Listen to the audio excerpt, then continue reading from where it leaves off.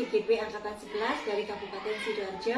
Saya mengajar di SDN Tambak Kalisogo 2, Kecamatan Jabon, Kabupaten Sidoarjo.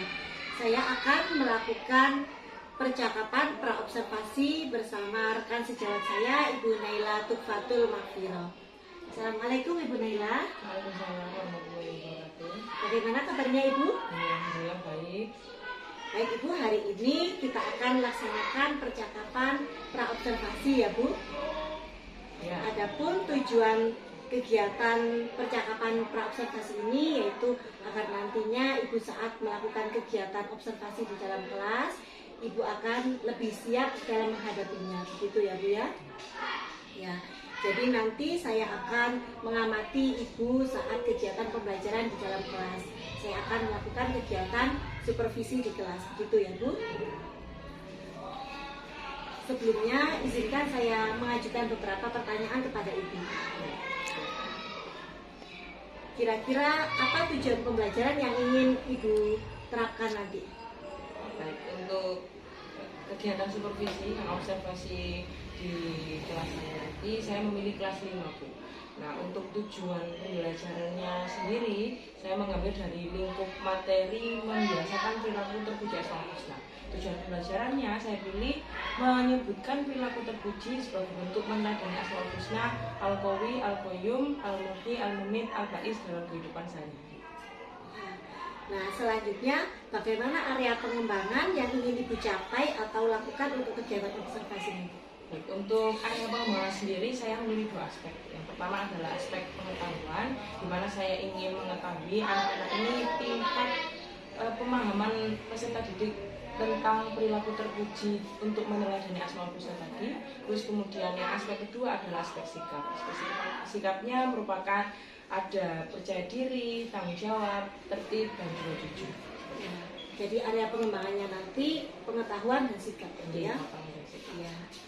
Nah, untuk rencana pelajaran yang ingin Ibu terapkan di dalam kelas mungkin dari strategi pembelajaran, model pembelajaran, atau dari metode pembelajaran, kira-kira apa nanti yang akan Ibu terapkan? Untuk rancangan pembelajarannya sendiri nanti, yang pertama strategi. Strateginya saya memilih strategi kolaboratif. Untuk modelnya sendiri, saya memilih PBL atau problem based learning. Yang selanjutnya metodenya diskusi. Jadi berkesinambungan antara strategi, model, dan metode. Sama-sama melibatkan diskusi antara peserta didik. Jadi seperti itu ya Bu ya. Nah, bagaimana dengan media pembelajaran yang akan Ibu gunakan? Untuk media pembelajaran sendiri nanti saya memilih PowerPoint. PowerPoint-nya nanti akan menampilkan beberapa gambar kegiatan sehari-hari berupa perilaku terpuji yang merupakan contoh-contoh dari mulai dari asal tersebut. Ya, ya. Nah, kira-kira kapan ini Ibu akan melakukan kegiatan pembelajaran tersebut? Untuk pelaksanaan observasinya hari ini Bu. Di sekarang pada tanggal 3 Oktober 2024 pada pukul 9 sampai 10.30. Karena saya mengajarnya 3 JT. Baik Bu, nanti pada saat Ibu melakukan kegiatan pembelajaran, saya akan datang kepada Ibu, saya akan melakukan supervisi, saya akan melihat dan mencatat hal-hal apa yang terjadi di dalam kelas, ya Bu ya. Ya. Nah, setelah ini Ibu nanti pembelajaran di dalam kelas dan kemudian dari percakapan kita pada hari ini kira-kira apa yang Ibu dapatkan? Dari percakapan praobservasi ini pasti saya sudah lebih mempersiapkan lagi ya pembelajarannya nanti seperti modulnya, medianya, PPT dan lain sebagainya, sehingga ketika nanti melaksanakan observasi di dalam kelas saya sudah lebih siap lagi. Nah, baik Bu, terima kasih atas waktunya dan sudah bersedia berbincang-bincang dengan saya di percakapan praobservasi ini ya Bu ya. Semoga nanti kegiatan observasinya dapat berjalan dengan lancar ya. Nah, demikian percakapan kita hari ini. Sampai bertemu di kegiatan observasi dan juga kegiatan pasca observasi ya. Terima kasih. Assalamualaikum warahmatullahi wabarakatuh.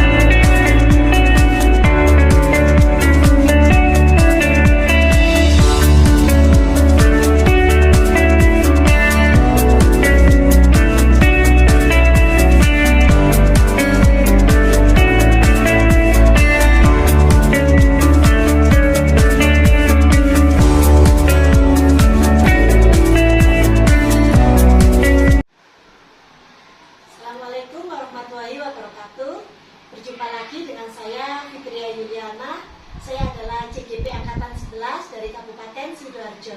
Saya mengajar di SDN Tampak Kalijodo 2.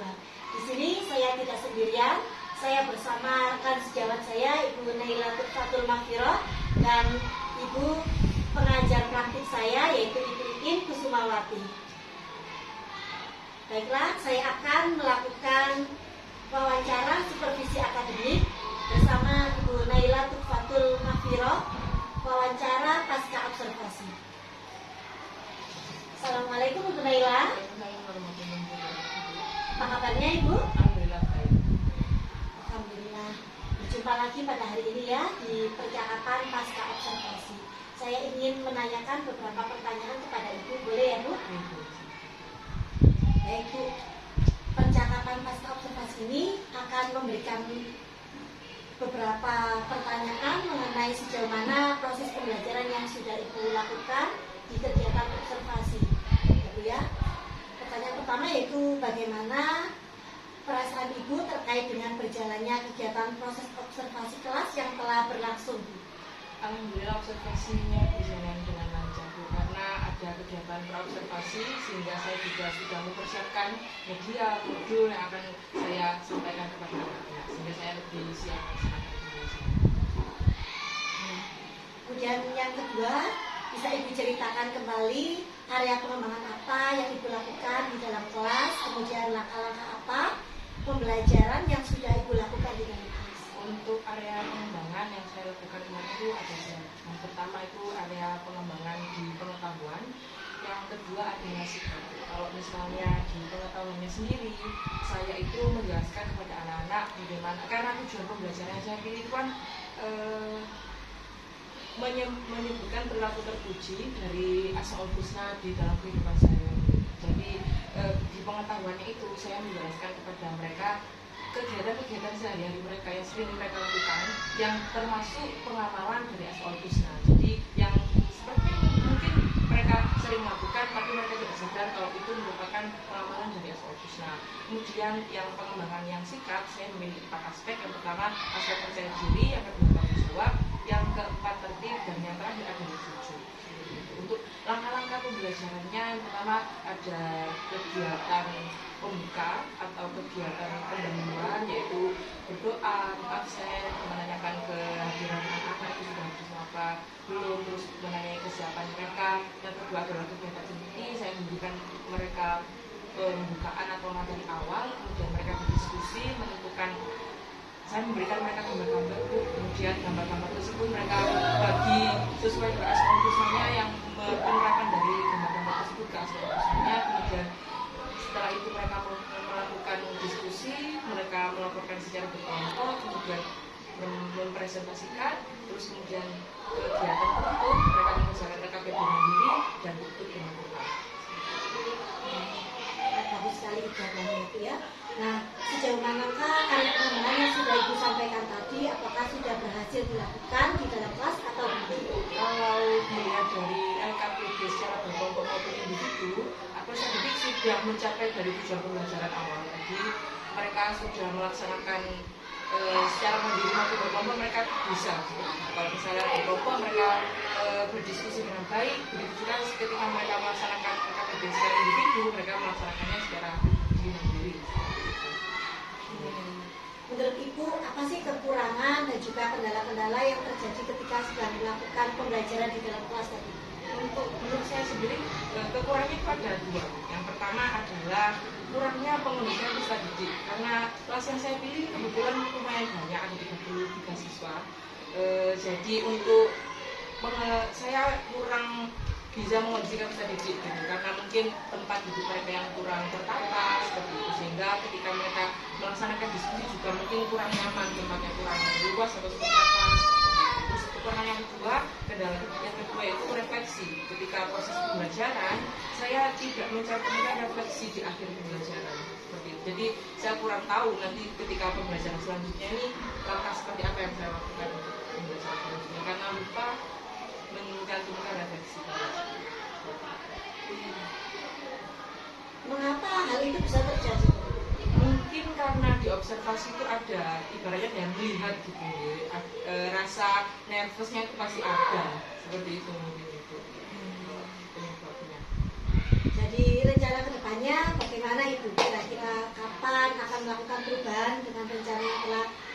Ibu sampaikan ini? Oke, dari dua kendala itu untuk kurangnya pengurus aktivitasnya untuk di kepasukannya akan lebih concern lagi untuk menata kepedulian anak. Kalau misalnya mereka memang ada diskusi, berarti mereka akan membentuk kelompok-kelompok sesuai dengan mereka. Misalnya dibagi menjadi 7, berarti kelompoknya ada 7 sehingga ruang gerak mereka ketika berdiskusi itu lebih enak, lebih nyaman gitu. Dan semua peserta itu aktif. Untuk yang referensi tadi mungkin bisa dicantumkan di modul atau di RPP sehingga tidak kelewatan dan tidak terlupakan. Untuk pelaksanaannya dari upaya tadi kendala mungkin di pertemuan selanjutnya. Ibu terima kasih atas jawaban-jawabannya. Semoga apa yang Ibu rencanakan ini bisa secepatnya direalisasikan. Dan terima kasih banyak ya Ibu Naila atas waktunya ya. Selanjutnya adalah umpan balik dari pengajar praktik Ibu Iin Kusumawati. Pada Ibu Iin Kusumawati, disilakan. Assalamualaikum Ibu Fitri, Ibu Naila. Waalaikumsalam. Setelah saya amati kegiatan coaching antara Ibu Fitri sebagai coach dan Ibu Naila sebagai coaching sudah berjalan dengan lancar, alur ceritanya juga sudah tampak, mulai dari tujuan, identifikasi masalah, rencana aksi, sampai tanggung jawab. Ibu Fitri juga sebagai coach sudah mampu untuk memberikan pertanyaan-pertanyaan yang berbobot kepada Ibu Naila sehingga Ibu Naila itu mampu menjelaskan dan menjawab semua kendala-kendala dari apa yang sudah dilakukan ketika kegiatan observasi kelasnya. Ibu Naila ini mengajar kelas 5 SD bukan agama. Terus rencana aksinya juga sudah berjalan dengan maksimal, sudah disampaikan. Semoga rencana aksi kedepannya Ibu Naila bisa menjalankan dengan baik, pembelajaran sesuai dengan kebutuhan peserta didik dan berpihak kepada murid itu sendiri, terutama untuk tanggung jawabnya. Jadi Bu Naila sebagai guru juga nantinya mampu untuk memotivasi anak-anak sehingga tanggung jawab mereka itu bisa konsisten dilaksanakan seperti itu. Sudah sangat baik sehingga kegiatan apa yang sudah dilakukan Ibu Fitri sebagai coach itu bisa menularkan ke Ibu Naila juga, bahkan mengimbasnya ke seluruh warga sekolah. Mungkin itu saja dari saya. Semangat membaca referensi atau kegiatan coaching itu bisa dilakukan sesering mungkin sehingga kegiatan coaching ke depannya bisa berjalan lebih baik lagi. Terima kasih. Saya akhiri. Wassalamualaikum warahmatullahi wabarakatuh. Terima kasih Ibu Iin atas kesempatan.